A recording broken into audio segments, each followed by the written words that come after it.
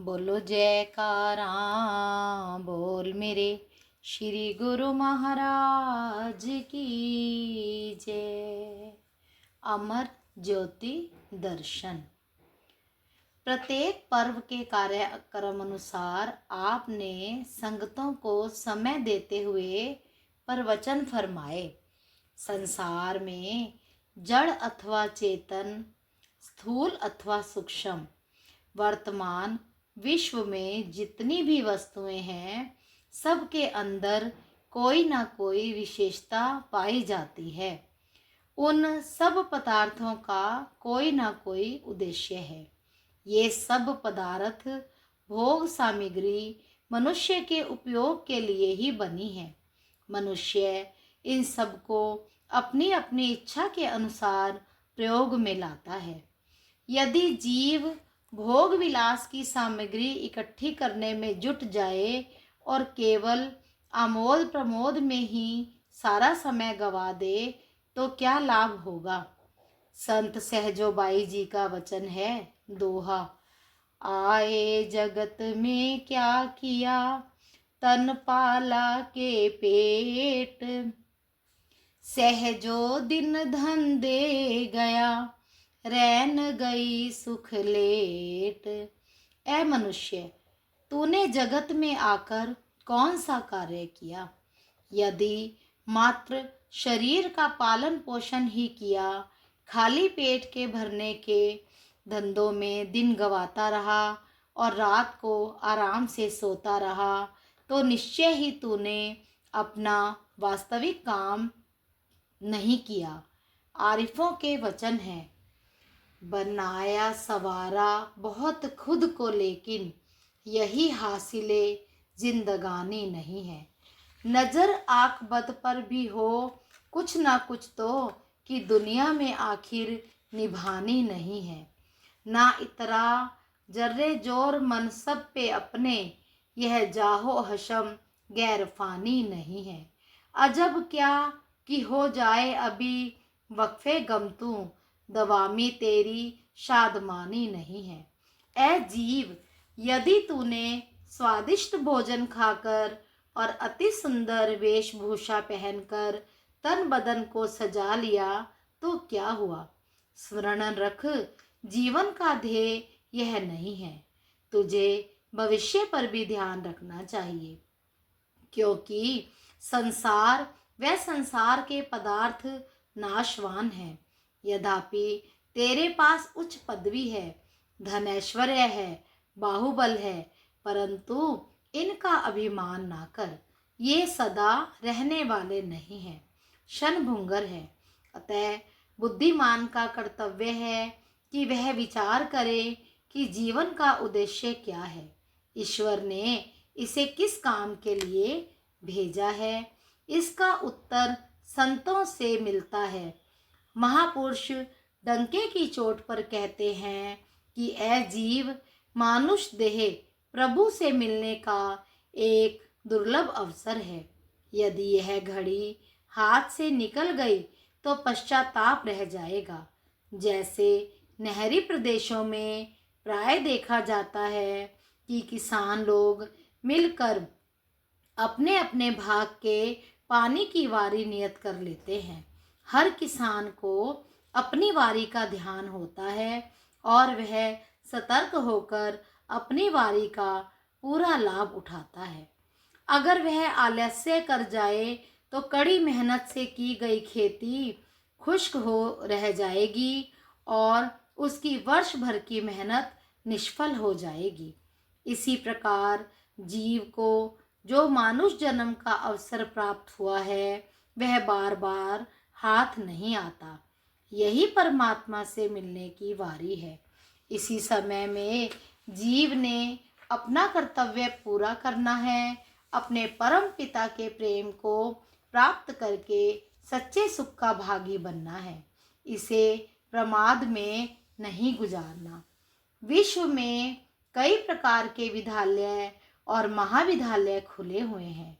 उनमें विज्ञान की उच्च शिक्षा, कई प्रकार की कलाओं का ज्ञान और अनेक प्रकार की पदवियां मिलती हैं, किंतु उनका उद्देश्य शारीरिक सुख तक ही सीमित है। उनसे सच्ची शांति प्राप्त होने की जगह व्याकुलता बढ़ती जा रही है। जीव को यह कौन समझाए कि सच्चा सुख केवल महापुरुषों की संगति से मिलता है। मेरे माधव जी सत्संगति मिले सीतरिया, गुरु प्रसाद परम पद पाया, सूके कासट हरिया। गुरुवाणी। सत्पुरुषों की संगति से मनुष्य के सोए हुए भाग्य जाग पड़ते हैं, जिससे वह अनायास भवसागर से पार उतर जाता है। सत्पुरुषों की कृपा से उसे परम पद की प्राप्ति हो जाती है। जैसे सूखे पौधों पर वर्षा हो जाने से फिर से हरियाली आ जाती है, इसी प्रकार मनुष्य के हृदय में विवेक, विचार और ज्ञान के पैदा होने पर पता चलता है कि जीवन का उद्देश्य क्या है। ऐसी अमूल्य देही को प्राप्त कर क्या इसे धंधों, विषय भोगों और शरीर की पूजा में ही खो देना है? नहीं नहीं, गुरुमुख इस सुदुर्लभ अवसर का पूरा लाभ उठाते हैं। यह ठीक है कि संसार के धंधे भी करने हैं, क्योंकि उनके बिना शारीरिक निर्वाह नहीं होता, किंतु जीवन के सर्वोत्कर्ष कर्तव्य को ध्यान में रखते हुए उस पर भी आचरण करना है। फलस्वरूप अपने इष्ट देव की आराधना करते हुए और उनकी चरण शरण व संगति से पारमार्थिक ज्ञान प्राप्त करके और परम सुख व शांति को उपलब्ध करके अपने जीवन को सफल करना है। उन्हीं दिनों लंदन से एक परिवार श्री दर्शन के लिए आया हुआ था। श्री सद्गुरुदेव जी महाराज भगतानियों की तरफ एक बिल्डिंग का निर्माण करवा रहे थे। वहां पर सब शरणागत मिस्त्री और भक्तजन सेवा में लगे हुए थे। श्री गुरु महाराज जी स्वयं वहां विराजमान होकर सेवा कार्य करवा रहे थे। वह परिवार वहां आया। श्री गुरु महाराज जी ने फरमाया, भक्त जी, कल आपने यहाँ देखा कि इस बिल्डिंग पर अभी चौखट भी नहीं रखी गई थी, लेकिन आज देख रहे हैं कि यह एक मंजिल तक बनकर तैयार हो गया है। क्यों, लंदन में भी ऐसा होता है क्या? भक्त जी ने विनय की, महाराज, आपके यहाँ तो विश्वकर्मा को जो आदेश दे वही तत्क्षण हो जाएगा। लंदन में तो मिस्त्रियों को दैनिक मजदूरी भी पौंड्स के हिसाब से देनी पड़ती है, तो भी वे एक दिन में 3 फुट ऊंचाई से अधिक दीवार नहीं बनाते। श्री वचन हुए, भक्त जी, विश्वकर्मा तो इस सेवा को करने के लिए तरसता है। हमारे ये शरणागत सेवक ही सब विश्वकर्मा है। इनके अंदर दिन रात निष्काम भाव से सेवा में जुटे रहने की जो उमंग है, उसकी मिसाल कहीं भी देखने को नहीं मिलती। उसी समय आपने सब भक्तों को पास बुलाकर प्रसाद दिया और लंदन वाले भक्त जी की वार्ता सुनाई। सबने श्री चरणों में विनय की। यह सब आपके श्री दर्शनों की शक्ति है, जो अंतर में उत्साह भरती है और हमें नाम मात्र भी थकावट नहीं होती। आपने पुनः फरमाया, यह सेवकों का दृढ़ विश्वास और श्रद्धा ही है जो उन्हें सेवा में रत रखकर भक्ति प्रदान करती है। श्री आनंदपुर में पर्व बीत जाने के पश्चात 50-52 गुरुमुखों से भरी एक बस ललितपुर की ओर जा रही थी।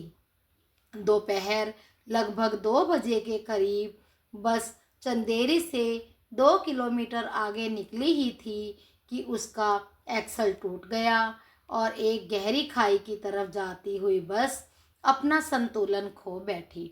बस को बेकाबू देखकर सब संगत घबरा गई और श्री प्रभु जी को स्मरण करके जोर जोर से जयकारे लगाने लगी। तभी अचानक सामने एक वृक्ष के आगे पड़े एक बड़े पत्थर से टकराकर बस रुक गई, परंतु आगे का हिस्सा काफी क्षतिग्रस्त हो गया। बस की टूटी फूटी हालत को देखकर कोई अनुमान भी नहीं लगा सकता था कि उसमें बैठी सभी सवारियां सुरक्षित बची होंगी।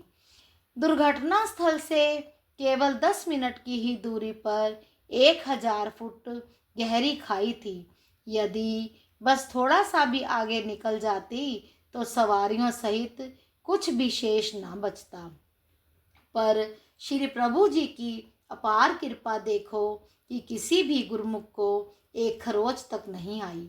जिन्होंने उस समय बस की हालत देखी, उन सब के मुख से यही निकला कि यह अपने श्री गुरु महाराज जी की अनंत कृपा का ही अद्भुत करिश्मा और फल है, जो आज सबकी जान बच गई। भक्त वत्सल प्रभु सदैव भक्तों के अंग संग रहते हैं और हर पल उनकी रक्षा में तत्पर रहते हैं।